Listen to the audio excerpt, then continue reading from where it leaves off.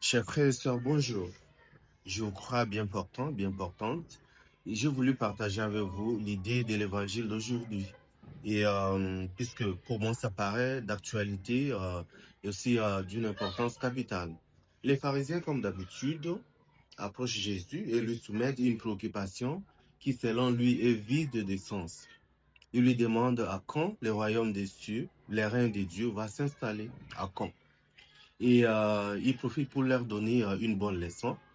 Il n'est pas question de se donner la peine, de s'empresser pour savoir en cas le royaume des cieux, quels sont les signes et tout ça. Il n'est pas question. Le royaume des cieux est parmi nous. On dit que c'est une réalité du déjà et de pas encore. Ça se vit déjà, mais ce n'est pas encore établi dans sa plénitude. Ce qui veut dire que ce qui importe pour les chrétiens, ce n'est pas l'agitation pour savoir à quand et comment. Ce qui importe, c'est de mener une vie qui soit en conformité avec ce royaume des cieux. Et quand on dit mener une vie, il y a deux choses qui peuvent nous guider. C'est d'abord la loi de la charité.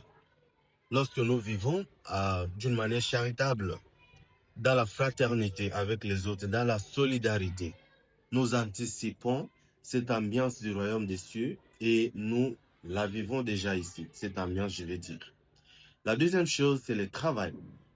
Et le royaume des cieux se construit par des petits actes. Lorsque nous travaillons pour améliorer notre condition de vie, pour améliorer nos milieux, nos locaux, nous sommes en train déjà d'anticiper le royaume des cieux.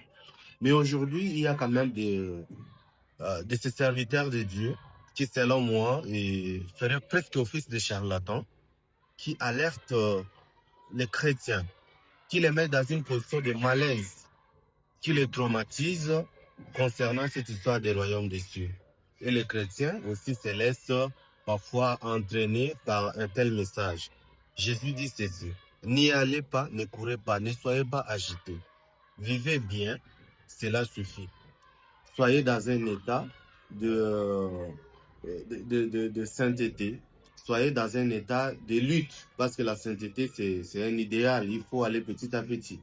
Et voilà, lorsque le royaume des cieux va se manifester d'une manière pleine et que nous devons rencontrer Dieu, ça ne serait que la continuité du bonheur que nous avons déjà construit ici sur terre.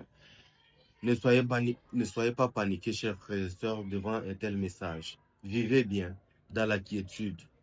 Soyez de bons chrétiens. Voilà. Je vous souhaite une très bonne journée et que